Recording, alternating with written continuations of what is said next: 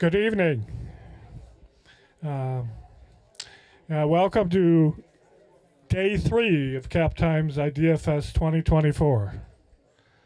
My name is Mike Korneman, Chief Revenue Officer of the Capital Times. I hope you find this session, Unlocking Opportunity, enlightening.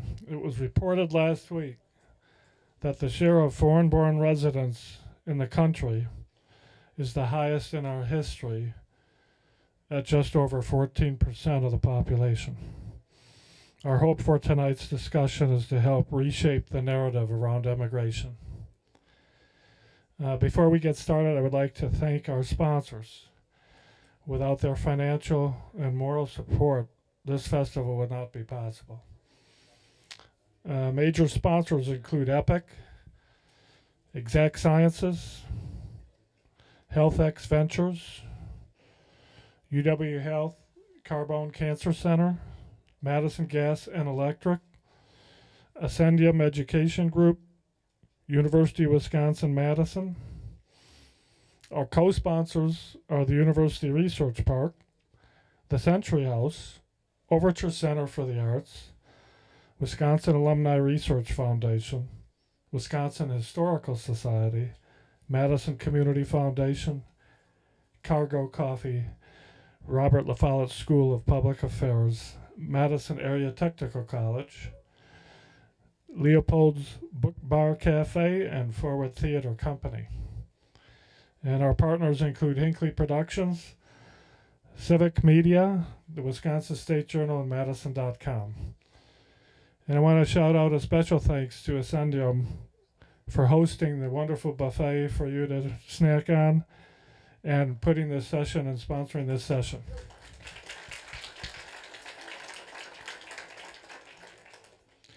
Now I'd like to introduce a good friend, Dr. Jack Daniels, president of Madison College.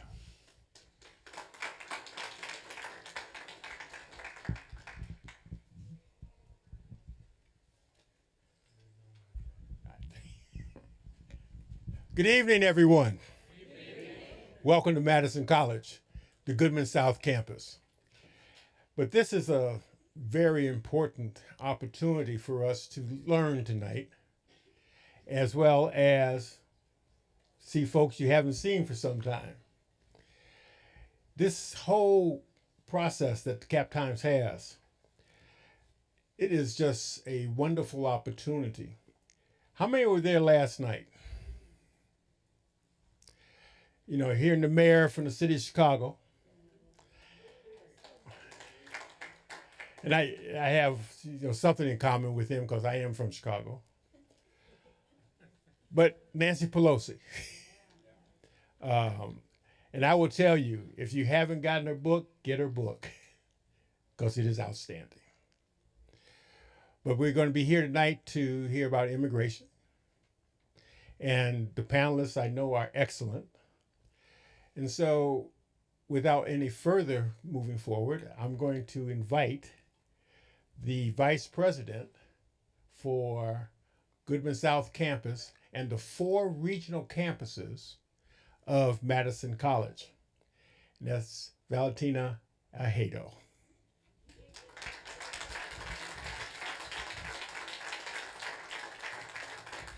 Thank you. Thank you, everybody, for being here tonight. Mike said I had 3 minutes. I timed myself. It's a little bit over, but not much.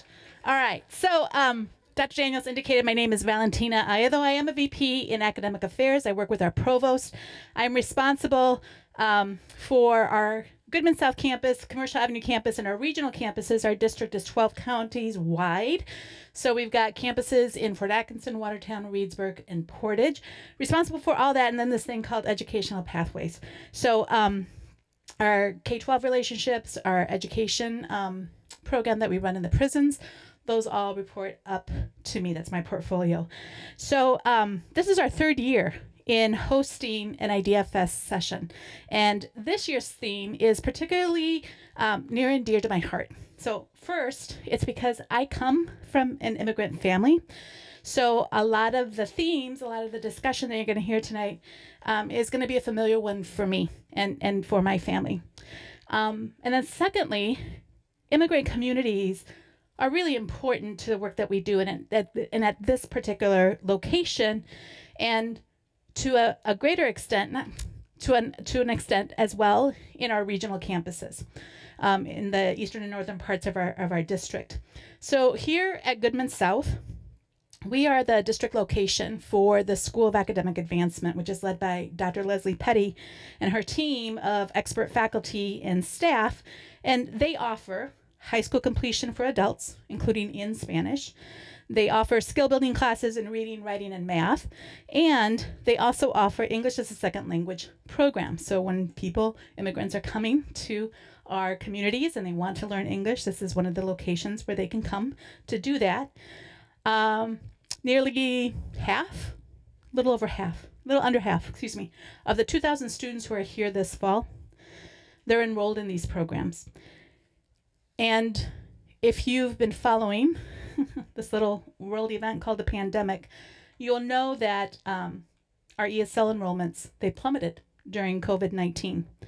They've now begun to recover, and we're working really hard to meet the need for programming and support, because access without support is not opportunity. I am grateful and proud to share that our employees, they're mission driven. They work hard to provide our students the educational and instructional support they need to be successful in completing those educational goals. And as of late, they're supporting a surprisingly large group of students. And I invite you to join us in supporting those students, who make up 42% of our student population. And these are called our student parents. They're parents of young children. They balance the many demands of work, a family, and school responsibilities, often leaving their future on the table when they need to step away to take care of the present. The pandemic laid bare not just impacting the ESL enrollments, the plight of our immigrants, but it also laid bare the problem, the wicked problem of childcare. The importance of high quality, affordable childcare for our workforce is true. You probably saw something from the governor again this last week talking about that issue. But we also understand and have come to champion for our student parents, because for them, it is critical to complete their programming. So with funding from the Wisconsin Economic Development Corporation as a catalyst, we are now fundraising to provide students at Goodman South affordable, high quality, accessible childcare. You might know that we are now the proud owners of Fire Station number 6, located right next door. And we are, yes, you can give a clap, because that was a huge feat. Thank you, Dr. Daniels, for that leadership. So we're urgently working now to raise the last $400,000 that we need to renovate that fire station into a child care center that will provide care for up to 70 children and their families. Especially important for our students who are immigrants, because they have such inconsistent schedules. They often come in and out of our programming because their work schedules are so inconsistent. We will offer extended and Saturday hours, and perhaps the most life-changing, we're going to offer drop-in care. Drop-in care is critical because students often have their own informal care networks, your aunt, your grandmother, your sister, your neighbor, caring for the kids. Well, there comes a time when that falls through. It just falls through, and they need somebody to take care of their child. They can't get to class, they can't get to work. So we're going to be able to offer drop-in care at this location. So super excited about that. So around the room, you're going to see this little card with a QR code. Various stations, you can learn more about the initiative. You can give us your generous donation. You can write us a check. If you have any questions on the effort, I'll be available after tonight's session to talk with you, and I welcome that opportunity. Okay. I don't know, that was 2 minutes. I got a minute left. Okay. So when this idea was brought forth to us as a session that we could host, I was super excited. And I was super excited because the people who are on this panel tonight, they also understand the importance of access, support, and opportunity. And Dr. Valerie Crespin Trujillo is going to moderate tonight's session. She is a program officer with Ascendium Education Philanthropy. It's a national nonprofit funder working to help post-secondary learners nationwide earn degrees and credentials that can substantially strengthen their opportunities for greater social and economic mobility. Ascendium's philanthropy is grounded in the belief that every individual has the potential to contribute meaningfully to their community and society. To this end, Valerie works to support organizations that are removing obstacles so many learners from low-income backgrounds can achieve their academic and career goals. Prior to working for Ascendium, Valerie served as an education director with the Wisconsin Technical College System Office. We report under their umbrella, so just so you know where the connections are. She supported the state's 16 technical college district initiatives toward more seamless transfer with four-year colleges and universities, and working with the college's career and technical education programs related to business, finance, and marketing. She's a PhD graduate of UW-Madison and originally from New Mexico. Valerie lives in Madison with her partner Brandon and their underdog pet rescue brew, like B-R-E-W, like the best kind of brew. That's right. So let's welcome her to the stage.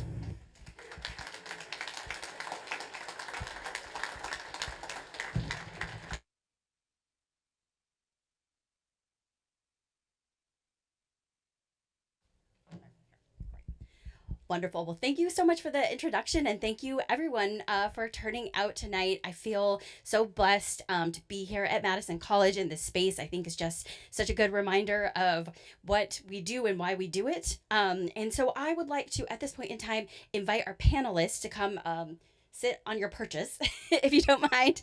That way we have kind of a quick scheduled turnaround. I just want to ensure that everyone is up here. And while these panelists, amazing panelists, are making their way, just wanted to give you a little bit of a background about some of the work that Ascendium does and leads us to this connection to the topic tonight of unlocking opportunity, how immigrants support education and workforce in Dane County. So as Tina had mentioned, through some of the work that I do as a program officer with Ascendium, I support national organizations that are dedicated to the goal of serving students from low-income backgrounds in workforce training and in post-secondary education based on the trajectory that they feel is right for them. And through that work, I've had the pleasure of the past 2 years of working with an organization called Jobs for the Future, in which we have sponsored 10 organizations across the country that are immigrant, migrant, and refugee serving. And so that was really one of the catalysts for this particular program tonight, because there's been so many valuable learnings that have come out of this network of 10 organizations that I really feel resonate with the conversation that we're about to have today. So some of those things that we're learning from this work nationally is that immigrants are really bringing a lot of assets to our community. They not only have so much skills, backgrounds, rich cultural heritage to really help enrich our communities, but they also bring with them entrepreneurial spirit, and they also help open up new businesses and are really just enhancing the fabric of our society. However, we also know that there are some barriers that are still faced in terms of the integration into our communities, such as language and digital literacy skills, some of the things that Madison College and our partners up here work to help individuals with. We still are facing employers' hesitations to hire, challenges transferring foreign and training credentials to the U.S. context, higher cost of attendance for non-resident students in our post-secondary education institutions, and an unstable political environment. But one of the key recommendations that I feel is so relevant to this work and this space that we're gathered in tonight has really been to encourage interactions between diverse community members, fostering an understanding and appreciation of different cultures and contributions to our community. So I'm humbled to be in community with all of you today and honored to share the stage with this amazing and talented group of change makers in Dane County who are here to help us learn about our own immigrant population through their personal and professional lived experiences. I also just wanted to note, in terms of the title of this particular program, I think we, as Ascendium, debated on what to call it, and I just wanted to sort of like level set the fact that we are referring to immigrants as a very umbrella term. This is meant to be inclusive and not exclusive, so really inclusive of people regardless of the pathway that they came to live in the United States. So I just wanted to put that out there, that we were not trying to exclude any particular population, but instead really have an umbrella term that encompassed everyone regardless of their pathway here. And so I'm hoping that we can achieve three things through the session today. One is that we gain a better understanding of the economic context of Dane County and what the foreign-born labor force participation rates look like and what these experiences are based on these professionals that work with individuals on a daily basis. Also, I hope that we can learn about how public and nonprofit organizations in Madison and Dane County are working together to meet immigrants where they are, both educationally and professionally, to help them succeed in whatever professional path they choose. And I hope that we will be able to come away with a better understanding about how to address the known barriers for immigrants in Madison and Dane County, and what are some of the recommendations for strengthening the way that organizations and community members work together to support this population with necessary resources. So to get us kicked off, I'm going to do brief introductions of the panel, but we'll obviously encourage the panelists to talk a little bit more about themselves and their organization as they begin to present. So first and foremost, I would like to introduce Dr. Karen Menendez-Collar, who is Executive Director of Centro of Dane County. As an immigrant from El Salvador, Karen holds 20 plus years of community-based experience working across multiple sectors. Since 2013, she has led Centro, the leading organization in Dane County, prioritizing a vibrant, thriving, resilient Latinx community through holistic, family-centered work. She was highlighted in 2016 by Madison 365 as one of Wisconsin's most powerful Latinos, and she received the inaugural Nan Chaney Award for Social Justice from Ford Community Investments. Our next panelist is no stranger to Madison College, Zong He, the Director of Institutional Research and Data Management at Madison College. She has over 25 years in data analytics and institutional research, most of it at Madison College. She leads research and data teams to build reporting solutions. And with the emergence of generative AI, she's teaching a professional development course on using generative AI for data analysis through Madison College's School of Professional and Continuing Education.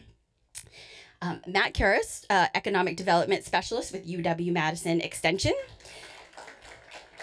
Matt works in partnership with the Extension's statewide network of resources to assist communities and organizations in the areas of regional economic analysis, labor force research, and industry sector competitiveness. He has written numerous studies on Wisconsin's economy and makes frequent presentations to local, regional, and national audiences. And last, Francisco Sosa, board member of the Literacy Network. A native of Nicaragua, Sosa spent 6 years working as an occupational therapist before relocating to the United States in 2005. He now works in the field of supply chain management and recently joined the board of Literacy Network. So once again, honored to be on the stage with these amazing panelists. And to get us kicked off, I am going to hand this over to Matt, who is going to provide some data analysis for us and kind of give us a context for our conversation today.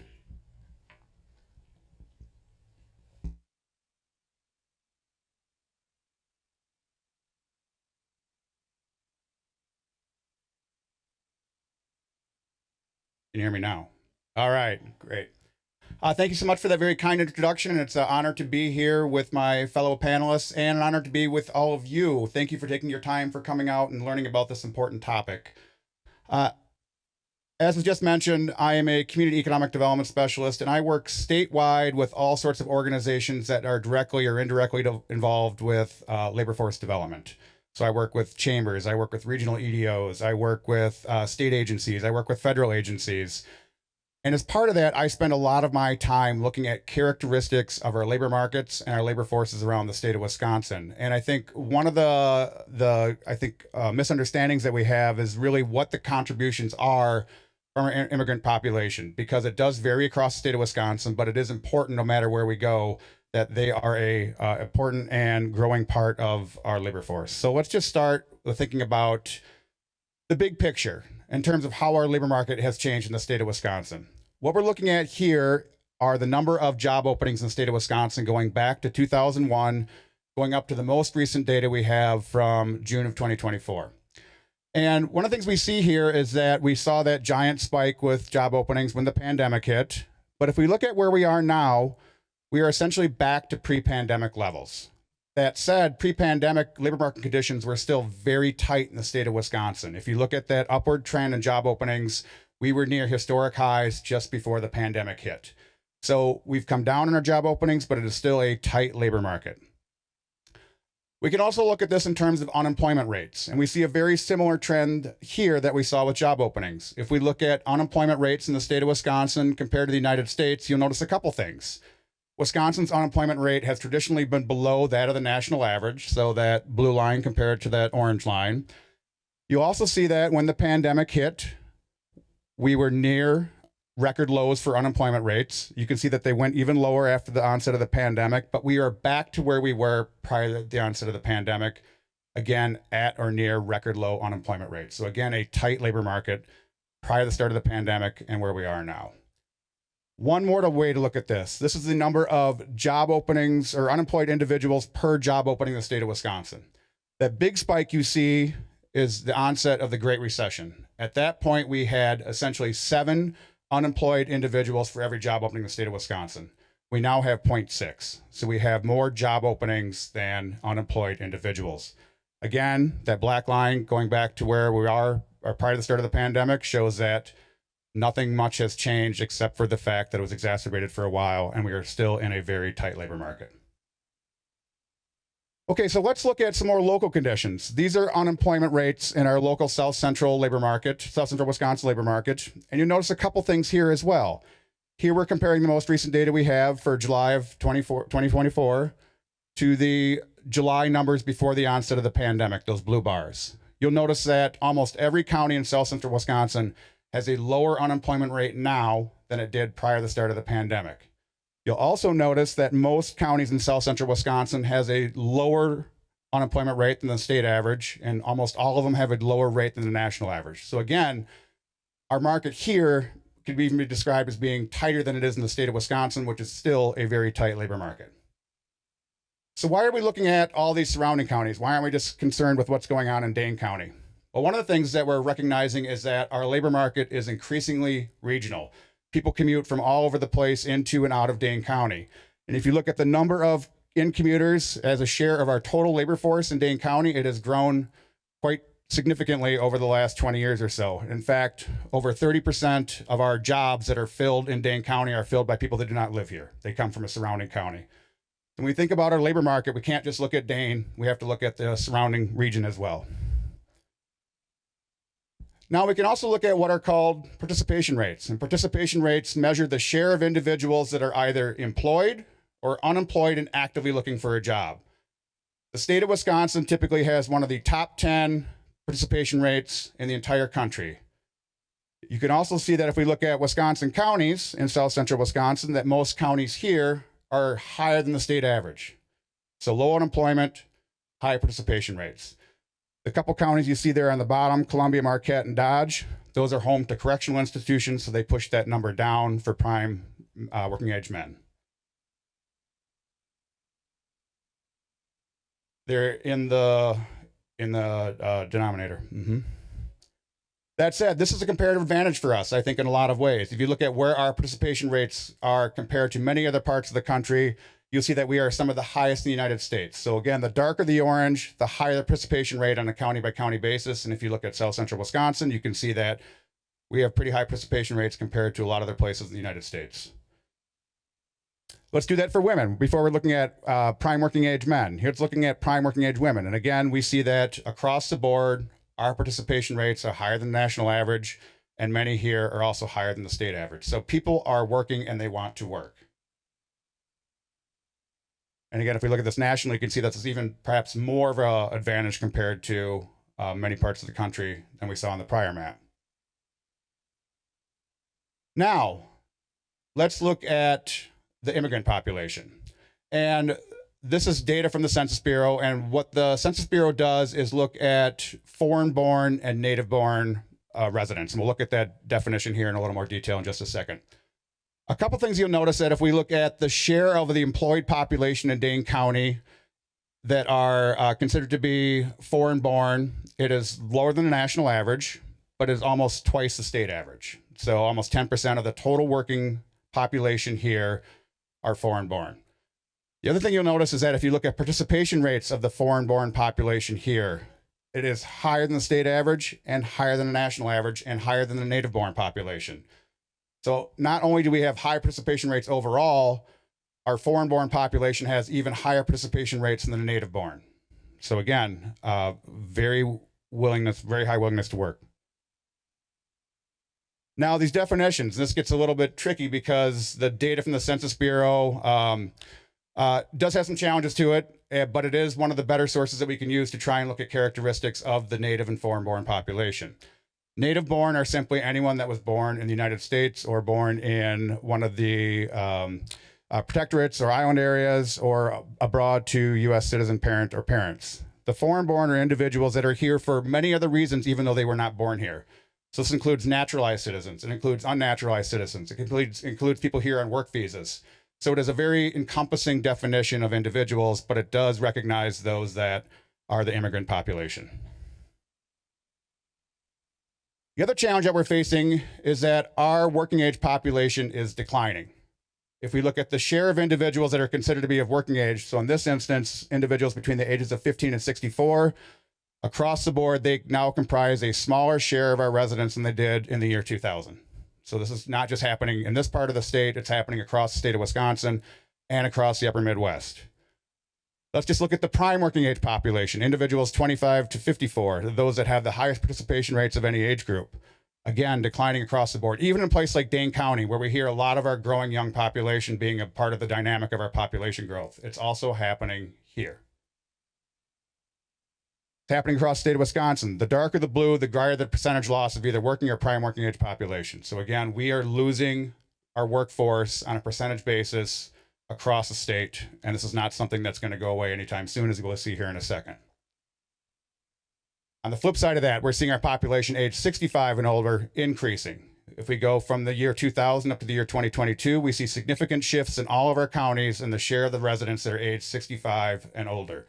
This will have many implications for our labor force as well as other aspects of community development.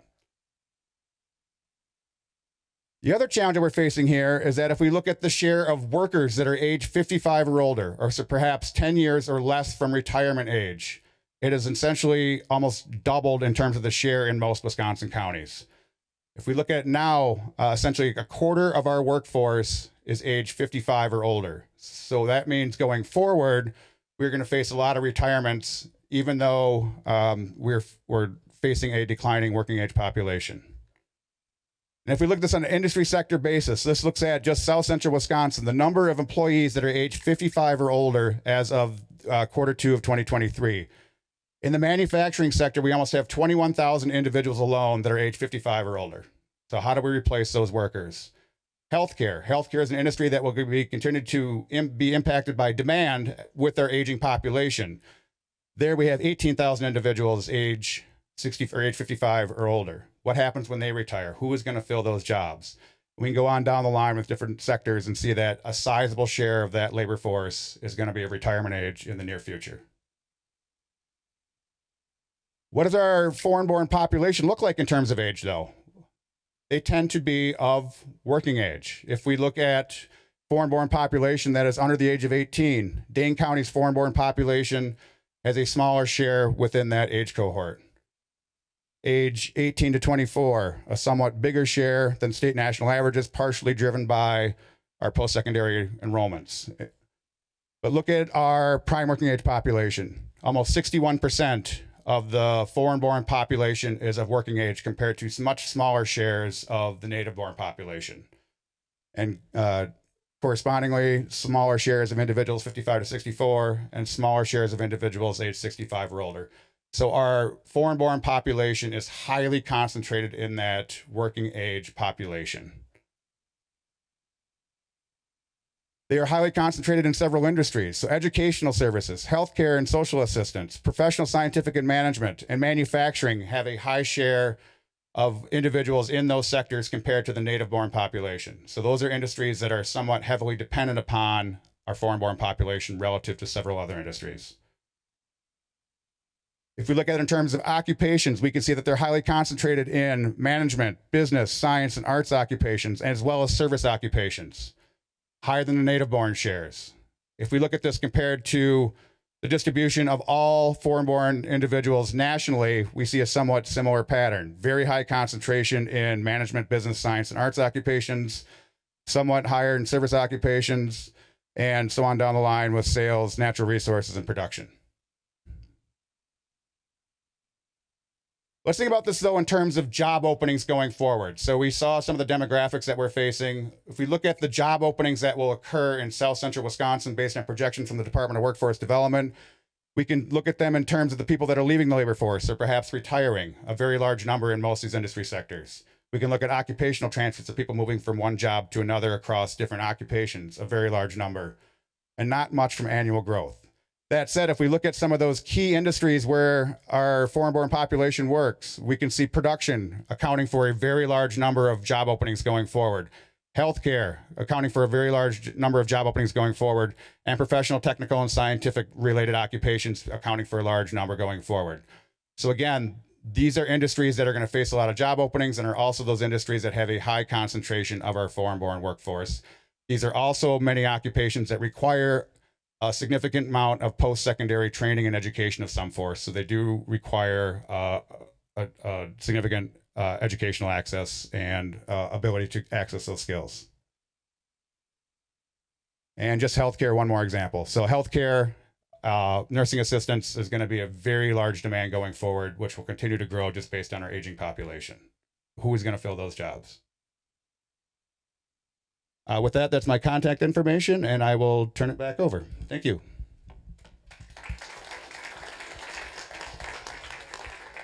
Thank you so much, Matt. It's very helpful to see all of that in numbers. I wanted to, before I progress, despite writing it down in my notes and having Mike remind me, I forgot to mention that there are cards for you. If you have questions for any of the panelists and would like to write down a question to be answered, we will end with time for Q&A. So please feel free to write your questions down, and our panelists will, they may be spread out. End of each row. Yes, thank you. Yes. So I thought for sort of the next segment was really wanting to get some reactions from our panelists about the data that is presented. I think, as Matt had mentioned, there are some data sources that we can rely on for this information, but I think what we oftentimes do not see in data sets is this disaggregated data.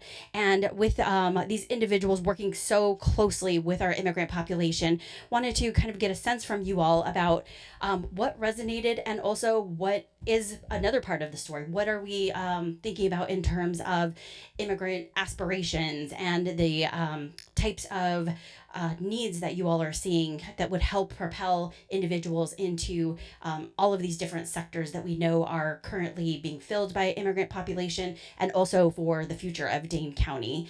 So Zong, if we can go ahead and start with you and get your reflections on. Okay. I work with data too, and so I told Matt, thank you for having done all the hard work and sharing all this data with all of us, because to me, I will contextualize it a little bit, because I work with, I have multiple hats on today. So for me, as the director for institutional research, this data is not new to me. Okay, and it is pretty much something that I've seen and continue to see, especially when it comes to the student population that we see coming in. It's getting more and more diverse. Okay, and unfortunately, we don't have the data set broken out by immigrant or non-immigrant like how the national data set is, and so I do see that ethnically it is getting much more diverse. Okay, so say for example, right now we're sitting at about 36% of our students being students of color, but then that's from the ethnicity portion of it. You don't see some of those that who are immigrants, like the recent Afghan or Ukrainian or any of those who are white. Okay, but they're also immigrants. Okay, and they came about because not necessarily due to border crossings and things like that, but more to things that we are involved in as a country. And so we left some of our allies over there, and things like that. So as a Hmong person, that was a lot, provided a lot of PTSD for me. Okay, so I feel that, when we're thinking immigration, we shouldn't just think about those that are legally getting here, because, I feel that for our, specifically for our population that are immigrant here, most of us are not in that situation or in that boat.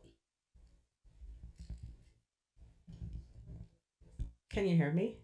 Oh, it worked. Yeah. Thank you, Song. Yeah, no, I think for me, that data is, it was nice to get the rerun of the data at this point in time because I've seen it relatively recently. But, you know, in my last, so I'm the executive director of Centro. Centro, we've been blessed to have a new facility that is open on Cypress Way. It's a gorgeous building, but most important for me is that it's a healing space for our community. That's what's most important. It's a space where our families recognize that they have assets that they bring to the table, that it's not about people giving them things or helping them or any of that. It's more about ways where they can heal and they can realize who they are and what they provide to this country. I think, like I was saying, the data looks fairly similar to what it looked like even I want to say 10, 15 years ago. So interestingly enough, you know, we have a state and really a country where birth rates are going down.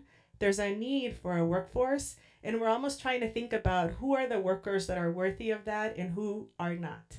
And we need to justify certain workers and saying, oh, they're actually here supporting, you know, education system and the economy, but maybe these other ones are not.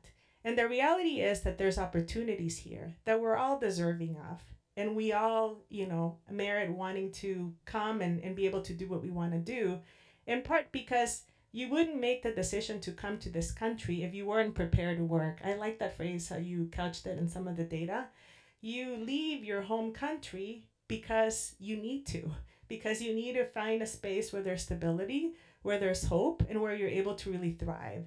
So it was interesting to see that the data is pretty similar, but if you think about the conversations that we're having at the national level, they don't talk like that. You know, it's gotten much more divisive and a lot more less solution and hopeful than what we would want. Yes, it's very interesting also to see the statistics, and especially when there is an aging population and low birth rates. And we know that immigrants population is one of the fastest growing as well. So it leads me with the question how we prepare for what is coming, you know, when these people that are in their 50s retired.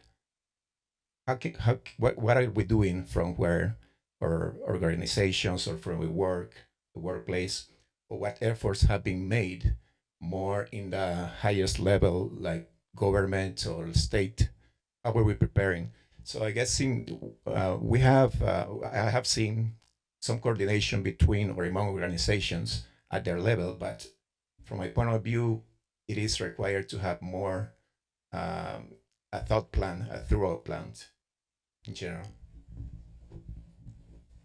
Thank you all for sharing the reflections. I think it's so important to tell the human side of the data and what these real lived experiences are.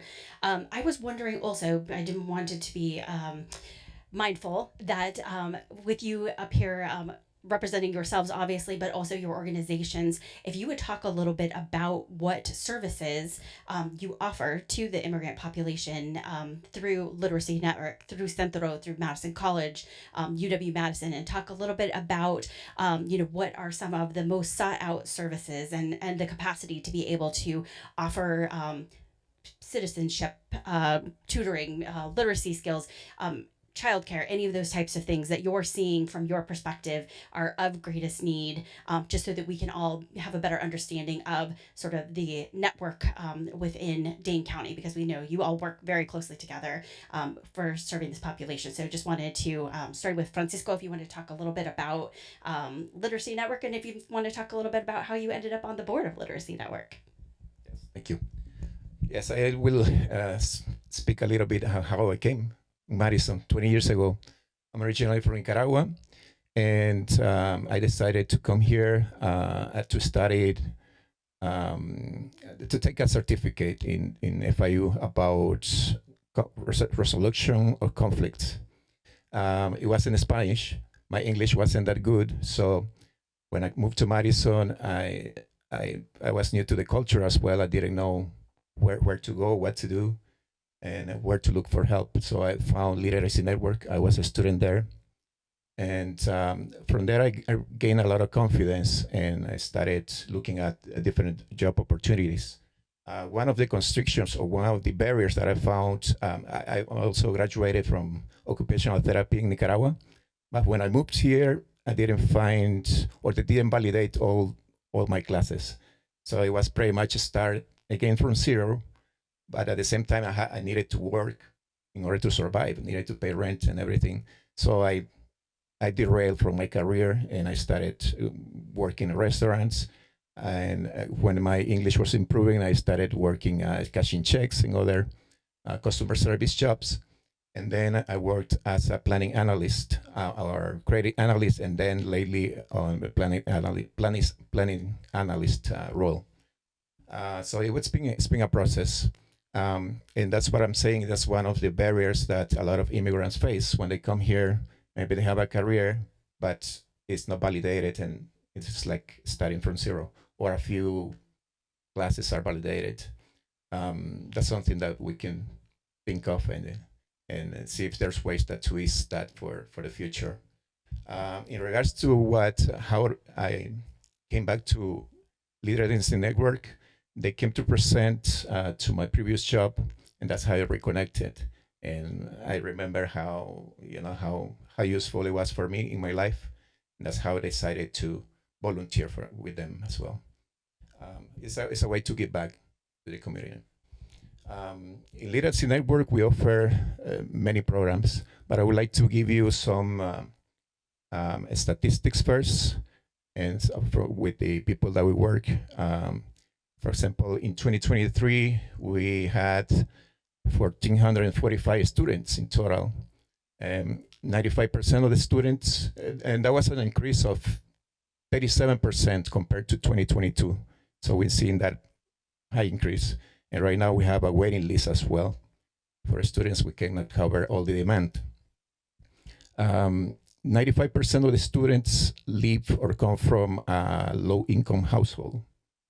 Let's say 58% of them are female, 38% male, and also people or the majority of the group are Latinos, are self-identified as Latinos, is around 59%. Then the second group is identified as a Black or African American. It is around 13%. And then identify as whites, the 10%. And the other group is Asian, is around 8%. I would also say that students come from around 90 different countries. It's all around the world. They come from all around the world, and the languages or home language it's like 60 different home languages. The programs that we offer are mainly based in 3 areas. One of them is citizenship. One of them, or the most important one, is English as a second language. And the third one is adult education. For the first one, citizenship, there's a group, and they prepare for taking the naturalization test and also the interview. We also offer like one-to-one tutoring for those that are already waiting for their interview. In the second part of the programs, which is ESL, English as a second language, we have group classes that are held usually at Literacy Network, and they have like 5 different type of levels, from basic to English that they can use in college or for a career. And then we also have a program, we call it Community English, that are held in 10 sites in Dane County with a partnership with schools, partnership with libraries and community centers as well. In addition to that, we offer one-on-one tutoring as well for those that want to advance a little bit more. We also have we recently opened a group for Afghan refugees, women, in the north part because of the culture that cannot mix much with male population. So that was a new addition. We also have the transitions group, which is formed by professionals and other people that have already a goal for improvement or for making, getting a better job or going to college as well. So we talk about different language, different words that I can use at work, in a specific work, or how to get into college. And then for adult education, we also have, it could be native speakers that native speakers, and also students that are advanced in their English skills that need to practice more writing, reading, or computer skills as well. And we also offer one-on-one tutoring for those. The other program is GED and also HSED, the high school equivalency diploma. So we have a lot of all these programs, but the most important part is that students feel like they connect with each other. The networking, they say, is very important. And I had the opportunity to attend one of the classes, and I saw how they help to each other and encourage them to learn. So it was very, very interesting. And if you guys want to know and to visit us, you can get a tour also to our facilities and get a sense of how our class is. I guess pretty much I covered that.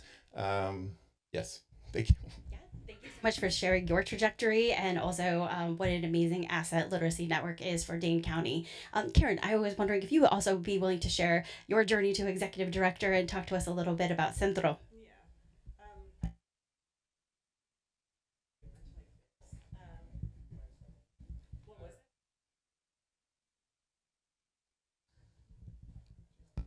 Hello? Okay. No, my journey has been, so I'm an immigrant from El Salvador. So I'm from Central America as well. Since I was 5 till at the age of 12, my dad loved this country. He was obsessed with the Packers, the 76ers, the Mets. And so we would travel up and down the coast of California trying to find work or different types of things for my family to settle. It wasn't until when I was 12, I'd say probably closer to 13, 14 when we had our last trip, and it was when we settled in Los Angeles. My background is in public health, and a large part of that comes from the fact that ever since I was a child, I saw people from the outside coming into my neighborhood trying to create solutions for the families in the community that was there. So I always told myself eventually I'll have some knowledge that I can bring back to kind of hold space. I don't believe in solutions being created. I think that at Centro we hold a space so that families and community and organizations can come together and work on ways to strategically advance the trajectory of our families. So, I've done a lot of things in my life, from government work.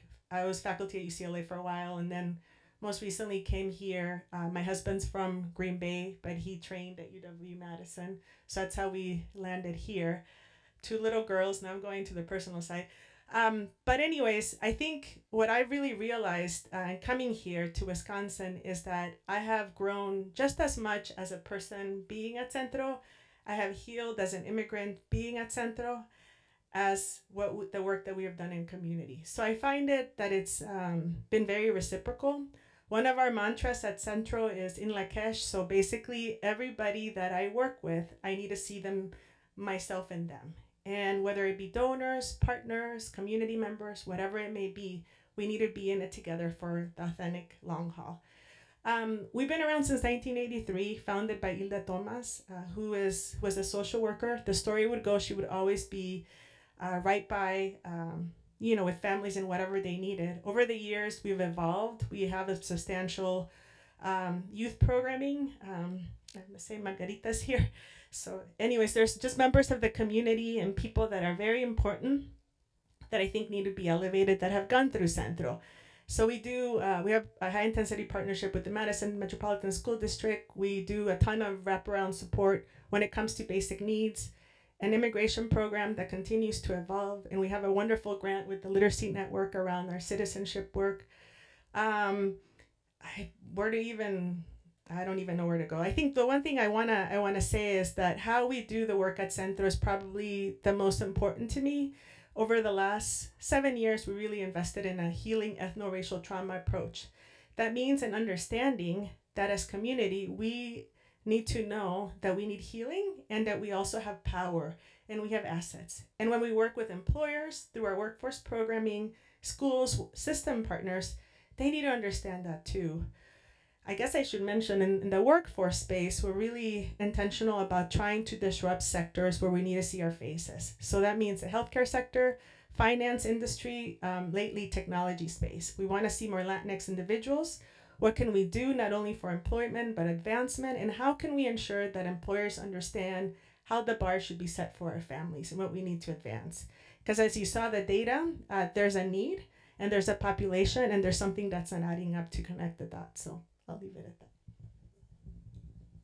Thank you so much. Zong, I was wondering if you would also talk a little bit about Madison College, and I also wanted to bring up something that you have really lifted up as a very important part of understanding the population of students that you serve, which is, as you mentioned before, talking about maybe some of the different needs of individuals that have come into this country under different circumstances, and maybe how we can be intentional about what those different needs are.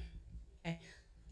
Yeah, so, I think that, many of us that are here, and myself included as immigrant, you all have heard some of our stories, and it's very similar in terms of, how we got here. And so when I see the students that we're surveying, I think back and, to see what was needed for, the Hmong population when they first got here to the U.S. And I know that, it's been almost 50 years ago that we first got here, and so I think about all the different services that has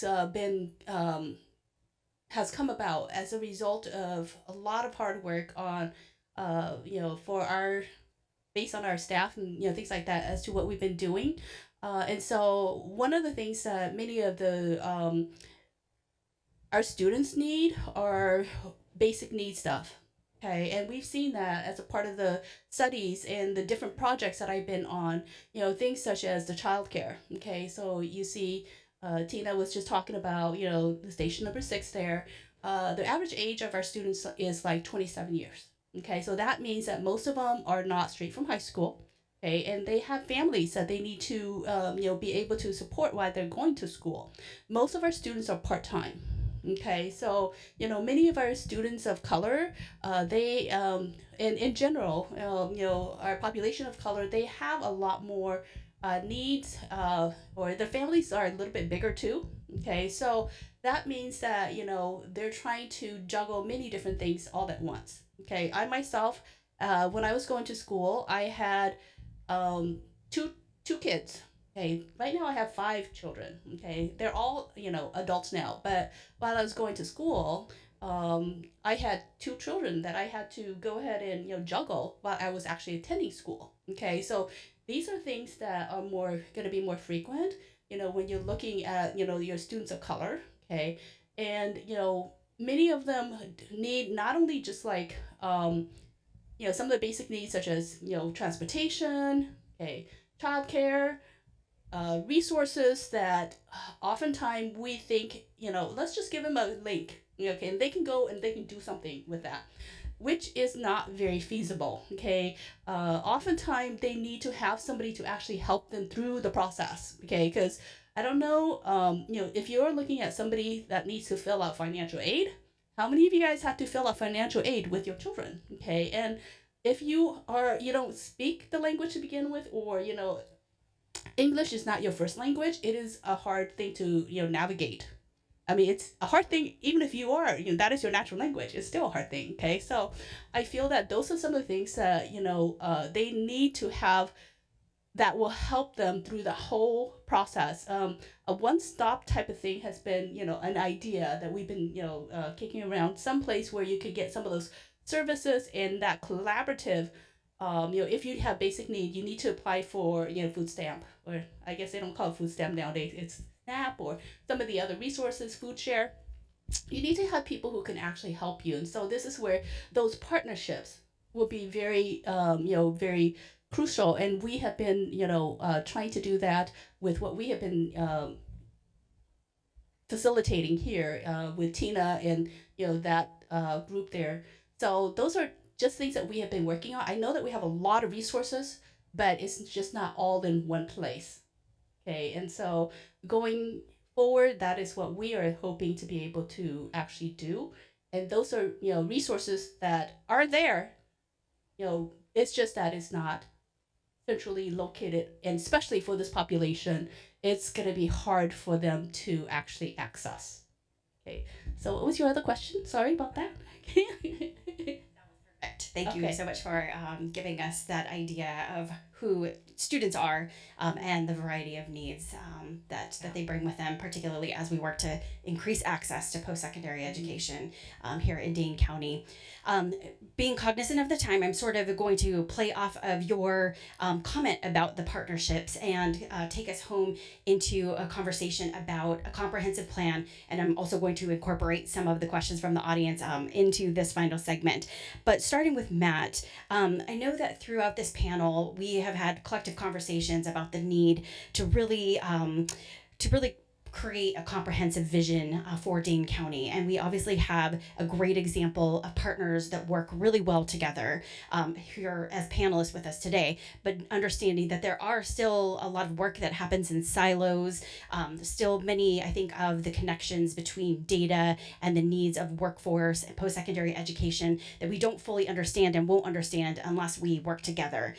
So I was wondering if you could talk a little bit about what your ideas and recommendations would be for post-secondary education organizations, community-based organizations, employers, policymakers, and the general community to work together to help create a vision in Dane County on how to best serve immigrants and to make that vision a reality.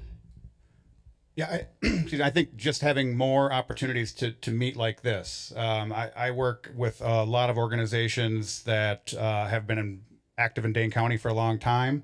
A lot of them work very well together. A lot of them aren't really cognizant of what every organization is doing. So any opportunity to have these types of conversations, to have a better understanding of what everyone's doing, so you can get a common vision is really, really useful. It's not necessarily fast. It takes time to build these relationships. It takes time to understand what we need to do as a community. But the more that we can talk and listen to one another in terms of what needs are, as well as bringing in groups that may not always seem like they should be part of this conversation, the faster and the better we can do to create a common vision for our community. Down the road. So I'll give you also have recommendations for us to be able to work better together and really realize this vision that we have for Dane County. Yeah, I think that in my work with some of the projects and some of the research that has centered around what our students are needing, okay, to be successful. They need wraparound type of services that I know that we are able to provide sometimes, but we're not a social service, okay? So we can't provide everything for everybody. And sometimes we need to tap into some of the social services that are out there. If, say, for example, somebody needs housing, food, that type of thing, we may have emergency type of funding, but it is not our mission to provide that type of support. And so that's where the collaborative environment, where each one of our organizations could potentially do what we do best. Okay, because as an educational institution, we meet our students where they're at. Okay, whether that is they need to get ESL classes and GD all the way up to that transfer. Okay, so we have lots of articulation agreements with the four-year institutions, us being one of the leading schools, number one transfer to UW-Madison and some of the other UW higher ed, Edgewood.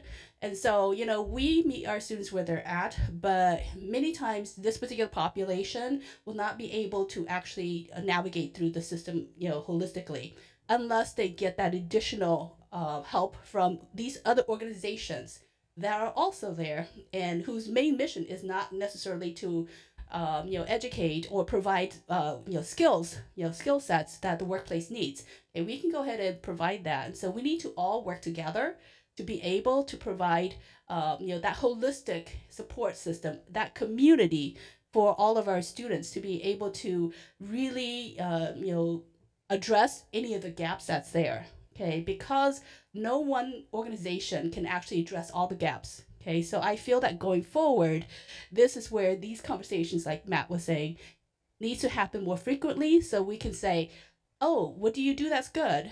Okay, we could take care of this. Okay, we know that our student needs this other thing. Okay, transportation, or oftentimes for our students, most of them are attending part-time. Okay, and especially if they need to raise children, they are attending part-time. And so having potential issues with childcare, and their schedules not meeting, not fitting into what we have, we also need to look at flexibility for our students, and we've been doing that. But I think that going forward, definitely we know there's gaps, but we can't serve our students with some of the housing issues. If they have a housing issue, they need to go to the resource that would provide holistic housing. It can't just be, oh, we'll give you emergency money for this semester. Okay, because that issue will not go away. Okay, so it needs to be addressed on a holistic level versus just band-aid or one thing at a time. So I often tell my team, and Tina has heard this, it's sort of like we're doing whack-a-mole, that game where it's like, oh, you have this issue, whack. Oh, you have that issue, whack. It's not going to help us if we continue to do that. So as a community, you see all these different organizations here. We need to go ahead and do what we are best at, fulfill our mission, and work together as a team so that we can potentially provide that community, okay, where they feel like they belong, okay, and so that going forward, we can then fulfill what you see out there. There's like gaps that's going to be coming up, okay, there is going to be, that population, that is going to need to retire. We need to continue to do what we have done, and that's educate, that's providing workforce, for our state and basically our country. So the immigration, I actually feel like we are very lucky that we are, like Ronald Reagan said. So I'm dating myself too much, Ronald Reagan here. But I grew up in that time frame when he looked at immigration as, we were like that city on a hill. Okay, the U.S. being that city on a hill, and being open to taking some of the best and brightest. So you see the data that has come out. Many of them that are immigrants, they actually have higher degrees. Okay, they're coming here and they're working here because we happen to be a country that has that freedom, that they see as the American dream. They can come here and they can be Americans. Which other country in this world do you go to where you could become that particular citizenship? In America, we could become Americans. Okay, so going forward, I see that we need to think about ourselves holistically, and we are still very fortunate that many other countries see us as the beacon, a beacon of hope, beacon of opportunity. And that might not be the case, going forward. And that's why we're able to go ahead and fill some of these positions that you guys see that are high level, highly educated and things like that too. And some of them may be coming in and they're doing our manufacturing, which also is something that we need. Okay, so the rhetoric that I see that's going on about immigration, we need to rethink some of that and really see how we could leverage, our holistic experience and all of us being in community together. Please go ahead. Yes, Um, Karen. Centro sees around 7,000 people a year. We run cohorts of young people, 350 kids move from middle school to high school and beyond. Our workforce programming is in partnership with the college, employers, trying to create a way to create employment, but also advancement in these different sectors and others. Community does a lot. I think what we need is strong leadership that's going to be unafraid to talk about immigration. I want to thank Ascendium for actually suggesting this to the Cap Times, because I was pleasantly surprised that this was going to be a topic for Ideas Fest. And also, I'll give you a very concrete example. And I have to do this, Dr. Daniels, because he knows he's been transformational in what has happened here on the South Side. And he's been transformational in what has happened here in Madison. And Dr. Daniels, the the president of Madison College. And if it wasn't for leadership like that, BIPOC communities can't thrive. We need that at the city. We need that at the county. We need that at UW. This is budget season. We need for everybody to get educated on these issues, the beautiful slideshow that we shared, and become ambassadors. When you think about civic engagement, it's not just about election time, whenever that comes. It's about getting informed and who can you talk to so that they understand the issues. And hopefully leadership that's going to be unafraid to talk about immigration, because that's really what an agency like Centro needs. My last 10 years, I cannot tell you how I feel like we've carried a lot of water with the other Latinx consortium partners. There's a network of 14 to 19 of us. Teen Academies here. And I think it's time for system partners to take more of a role and be just as brave in the work that we do. So. Yes, as somebody mentioned, there's a lot of resources, but at the same time, I'm sure there are other needs that are not met by the resources that we have, and that's how or when we need somebody to take a look or make an inventory of all those resources, put all together, and make an assessment on where we are, what we need, and how we match the needs with what we have. You know, especially with the gap in employment. So how those gaps will be filled based on people or skills that people have or can have if we work together. Also they mentioned, organization had to be concentrated in what they do the best. For example, literacy network in ESL programs or citizenship or adult education. At the same time, there are areas that we can collaborate with each other. There's always room for opportunities, and we need to be open to those. Thank you all so much for providing your vision of Dane County and also for sharing with us your personal journeys as well as your professional experience. I would like to, at this time, have a hand for our amazing panelists. What a wonderful gift to be given this opportunity to learn from you all. And before we close out, I also just wanted to thank Madison College, the Cap Times, and also wanted to give a shout out to Amy Keither and Brett Lindquist, my colleagues at Ascendium, that were also very instrumental in bringing this idea for this session to Cap Times Ideas Fest. So let's give it up again for this fine panel, you guys.